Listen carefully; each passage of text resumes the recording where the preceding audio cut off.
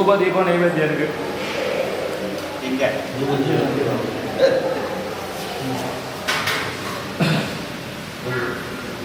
सद्गुरु व्यास भगवान की जय, भुवनेश्वरी देवी नाथ स्वामी जय.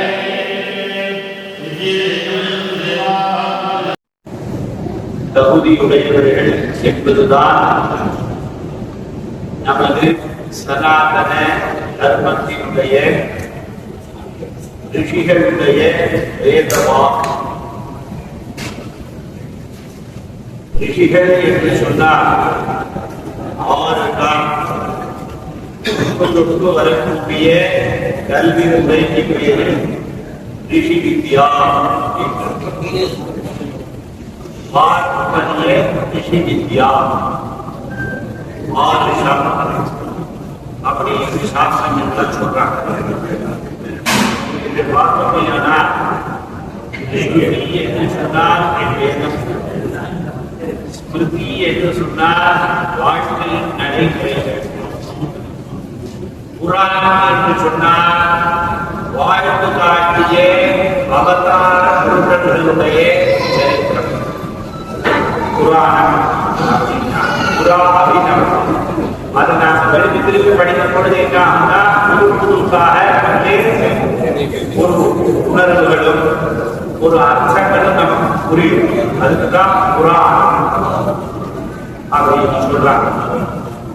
இதுல அரச அஞ்சன வைசிய வேதாந்த சமுதாயத்தினர் அனைவருக்குமே இந்த வேதம், புராணம், இதிகாசம் இதெல்லாம் இருக்கு.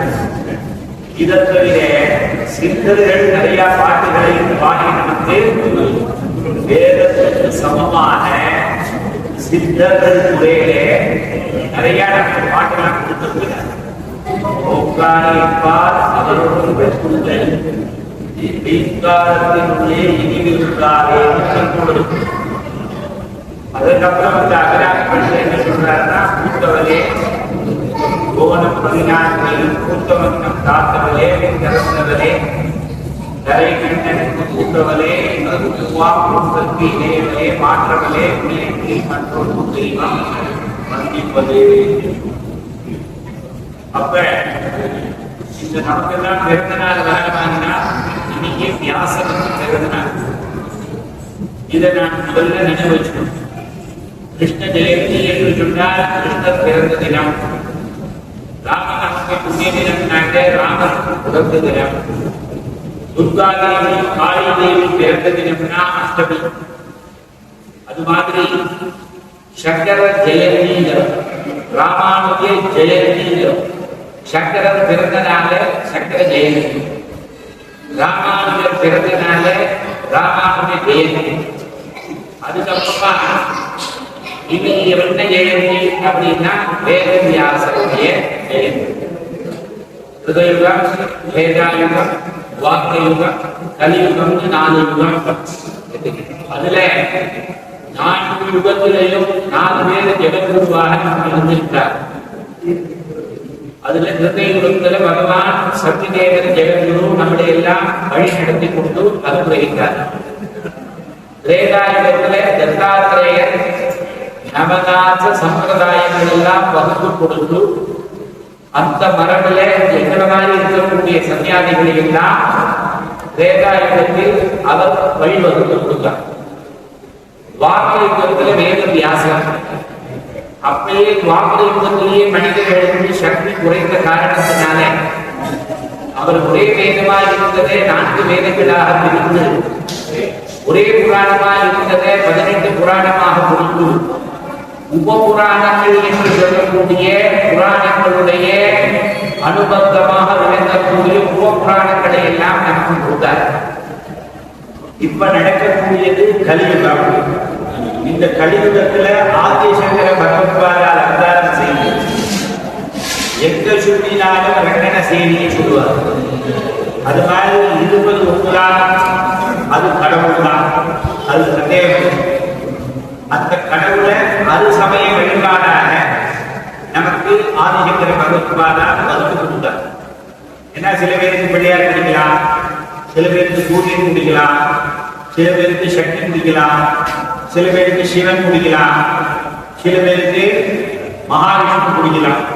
தானாபத்தியம், கௌமாரம், சைவம், வைணவம், சாக்தம், சௌரம் அப்படின்னு 6 சமய வழிபாடு ஆதிசங்கரர் வழிவகுத்து கொடுத்து இந்த கலியுகத்திலே சன்னியாச தர்மம் நிலைத்திருக்க வேண்டும் என்பதற்காக தசநாம சம்பிரதாயத்தை கிரி, புலி, அரண்ய, தீர்ச்சை, கீட்டமாலை இந்த மாதிரி சம்பிரதாயங்கள்லாம் 10 சம்பிரதாயமாக சன்னியாசிகளை வழிவகுத்து கொடுத்தார்.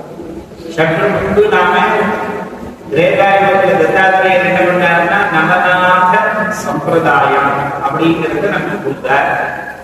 கலியுகத்துல வந்த ஜெகத்குரு என்ன பண்ணாருன்னா தசநாம சம்பிரதாயம் 10 விதமான சன்னியாச தர்மத்தை வழிவகுத்து கொடுத்து அந்த 4 வேதத்துக்கும் 4 மகா வாக்கியங்கள், அந்த 4 மகா வாக்கியங்களை இந்த 10 வித சம்பிரதாயத்தில் இருக்கிறவங்க சொல்லுகின்றனர்.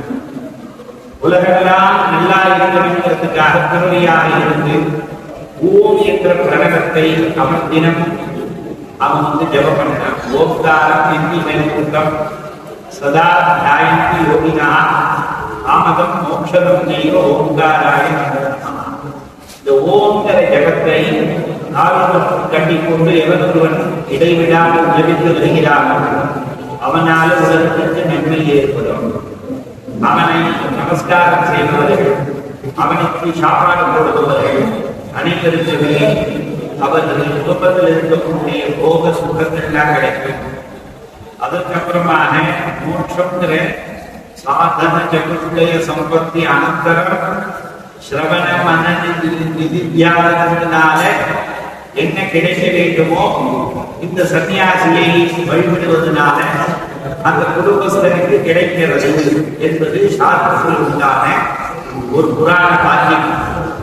அப்படி பார்த்தோமையானா இன்று காலை இங்கே கோபூஜையிலேருந்து தொடர்ந்து நிச்சயப்படி இங்க நடந்துட்டு கும்பாபிஷேகம் ஆன மறுநாளிலிருந்து புவனேஸ்வரி கோடி ஹோமம் சண்டை ஹோமம் நடந்துட்டு அதுக்கு நடுத்தர இப்ப வேத வியாசனுடைய தத்தாத்திரேயர் 3 பேர் ஆதவ பெருமா அந்தே விஷ்ணு மத்திய தேவ சதாசிவா மூர்த்தி திரய ஸ்வரூபாய தத்தாத்திரேய நமஸ்துதேனா. இது திரேதாயுகத்தில ஆரம்பித்த பாரம்பரியங்கிறத நிலைநாட்டுவதற்காக 3 சுவாமிகள் சேர்ந்து இங்கே வியாபிச்சிருக்கோம். இதெல்லாம் நாம யோசித்து பார்த்தா நமக்கு புரியும். இவங்க என்ன உடனே இங்க வந்து தலைவராக நியமித்தாங்கன்னு நான் நினைக்க முடியாது. இப்போ என்னன்னா இப்ப 3 பேர் இங்க பூஜை பண்றதுக்கு காரணம் என்ன அப்படி யோசித்து பார்த்தோம்னா தத்தாத்திரேயனுடைய பாரம்பரியத்தில் வரக்கூடியது அவர் 3 ரூபமா இருக்கார். பிரம்ம, விஷ்ணு, சிவன் ரூபமா இருக்கார். அதனால 3 பேர் சேர்ந்து இன்னைக்கு வியாச பூஜையை பண்ணிருக்கோம். இந்த வியாச பூஜையில கிருஷ்ண பஞ்சகம்னு சொல்லி கிருஷ்ணர், வாசுதேவர், சங்கர்ஷணர், பிரத்யும்னர், அனிருத்தர் அப்படிங்கிற 5 பேருக்கு பூஜை பண்ணிருக்காங்க. முதல்ல கிருஷ்ண பஞ்சகம், அதுக்கப்புறமா வேத வியாச பஞ்சகம். வியாசர், பைலர், வைஷம்பாயனர், ஜெய்மினி, சுமந்து அப்படிங்கிற 5 பேருக்கு பூஜை பண்ணிருக்காங்க. அவங்கன்னா பெரிய உலகத்துக்கு நன்மை பயக்கக்கூடிய சொற்களை மந்திர வடிவமாக எழுதக்கூடியது. அதே மாதிரி ஆச்சாரிய பஞ்சகம் இருக்கு. சங்கர பகவத்பாதர், பத்மபாதாச்சாரியர், சுரேஸ்வராச்சாரியர், அஸ்தாமகாச்சாரியர், கோட்டகாச்சாரியர் ஆச்சாரிய பஞ்சகத்தை அப்புறமா வந்து சனகாதி பஞ்சகம். சனக, சனந்தன, சனாதன, சனத்குமார, சனத் சுஜாத இவர்கள்லாம் சேர்த்து பூஜை பண்ணியிருக்காங்க.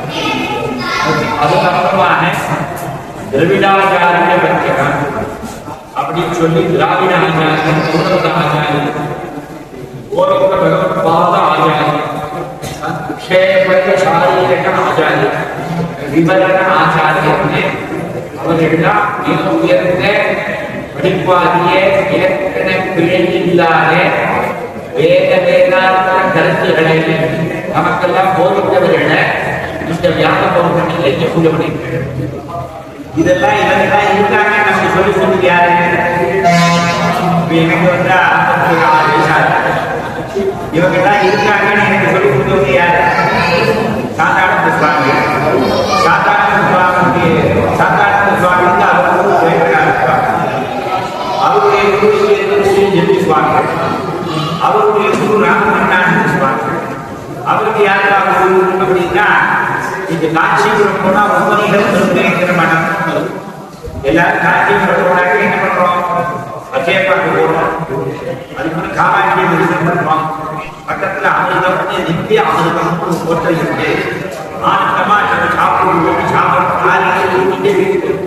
அப்படிங்கிற இந்த திருப்பி காஞ்சிபுரம் போனீங்கன்னாக்க உபநிஷத் மனம் அங்க போனீங்கன்னா ஆயிரக்கணக்கான வருஷமாக இருந்த சாதிகளுடைய போடப்படுது.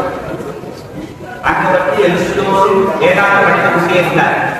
அதனாலதான் சாந்தானந்த சுவாமி காமாட்சியில போய் 2 வருடம் தபஸ் பண்ணிக்கிறதுக்கு அங்கமாக அவர் போய் பண்ணிக்கிறார். 1953 சாந்தானந்த சுவாமி இருந்தாச்சு. அன்னைக்கு வந்து ஒரு கணக்கு ஒரு குளிச்ச சுவாமி சமாதி இருந்தார். முதல்ல 10 நாளைக்கு புதுக்கோட்டை யாருமே இன்னைக்கே புதுக்கோட்டையில புதுக்கோட்டை யமக்கோட்டை அப்படிலாம் சொல்றாங்க. அதனால அங்கே பாருங்க 1953 சாந்தானந்த சுவாமிக்கு வரும்பொழுது ஒரு கொட்டாயம் ஒரு கிணறு 4 பேரும் அது சாப்பிட்டு அப்புறமா பார்த்தா அவர் காஞ்சிபுரம் போயிட்டார். காஞ்சிபுரம் போய் அங்கே போய் காமாட்சியில தபஸ் பண்ணினா காமபூர்த்தி சாஸ்திரம் எழுதுறது அவர் தான் சாப்பாடு. காஞ்சிபுரம் போய் 4 நாள் வட்டிதான் சாதாரண. அப்புறமா சாப்பாடு அவருடைய பிரச்சனை இருக்காங்க. சுரேஷ் சொல்லி காமாட்சி. அதுக்கப்புறமா சாதாரண சுவாமிக்கு வந்து 56 புவனேஸ்வரி படம் வருது. முதல்ல புவனேஸ்வரி போட்டி எடுக்கப்பட்டு அதுக்கப்புறமா இந்த புவனேஸ்வரியை பிரதிஷ்டை பண்ணணும்னு 1962 புவனேஸ்வரியை சொல்லிட்டாங்க. இது அப்படியே பரிணாம வளர்ச்சின்னு இன்னைக்கு நாம் எல்லாரும் சேர்ந்து உலக மக்கள் அனைவரும் சேர்ந்து உங்களுக்கு இத்தனை பேர் ஒரு திவ்ய கேரளத்தை இது நம்ம பார்க்க முடியாது. அதனால இந்த இடத்துல அந்த குருமார்கள் சாந்தானந்த சுவாமி, ஸ்வயம்பிரகாசர், எட்டு சுவாமி போன்றவர்களும் சதாசிவம்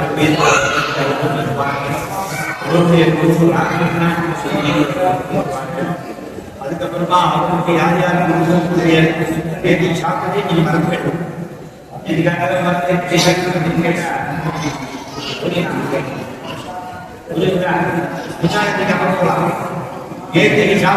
மறந்து வேண்டும். இப்ப நமக்கு எது அப்படின்னா 4 தடவை நமக்கு கற்றுக்கிறது. சாதாரண சுவாமிகளோடு இருந்துவிட்டார். அவர் எட்டு சுவாமி இருக்கார். ராமகிருஷ்ணானந்த சுவாமி தான் எட்டு சுவாமிகளுக்கு குருங்கிறது தெரியாது. அதுக்கு மேலே இருக்கிறவர்கள் நம்ம சிந்தனை பண்றதுக்கு நமக்கு புத்தி இல்லை. அதனால என்ன பெரும்பாலும் வித்யா சம்பிரதாய குரு அப்படின்னு சொல்லி இந்த ஸ்ருதி ஸ்மிருதி புராணம் இதிகாசம் இதெல்லாம் கொடுத்த அத்தனை குருமார்களுக்கு இங்கே வந்து மந்திரங்களை சொல்லி பூஜை பண்ணிருக்கோம்.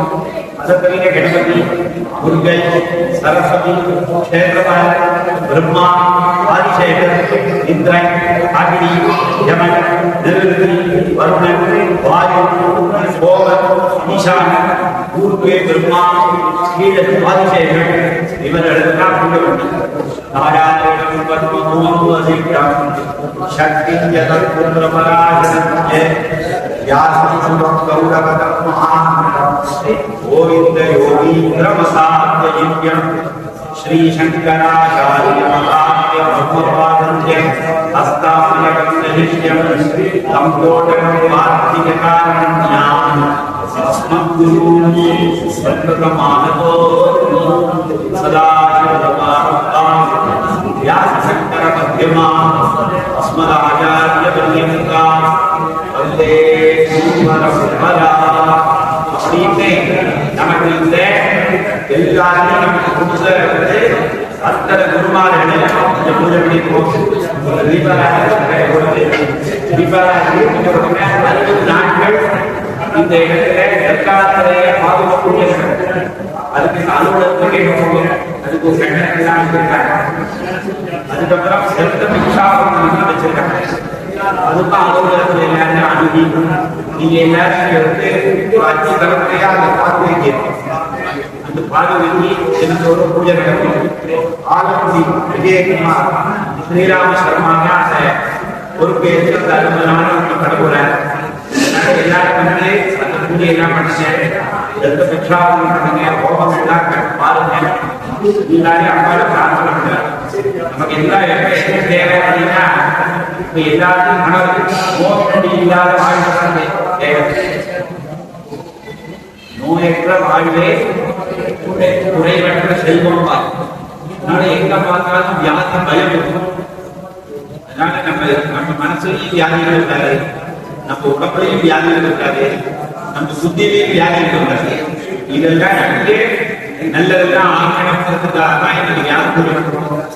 அனைத்து அனைத்தாவர்களும் சேர்ந்து இந்த இடத்துல இதெல்லாம் மனசில் இருக்காங்க. இதனால ஆன்மமா பூஜை முடிஞ்சது தீபாராதனை எல்லா பிரசாசங்களும் எல்லோரும் அவர்கள் சென்று ஆனந்தமாக இருக்கேன்.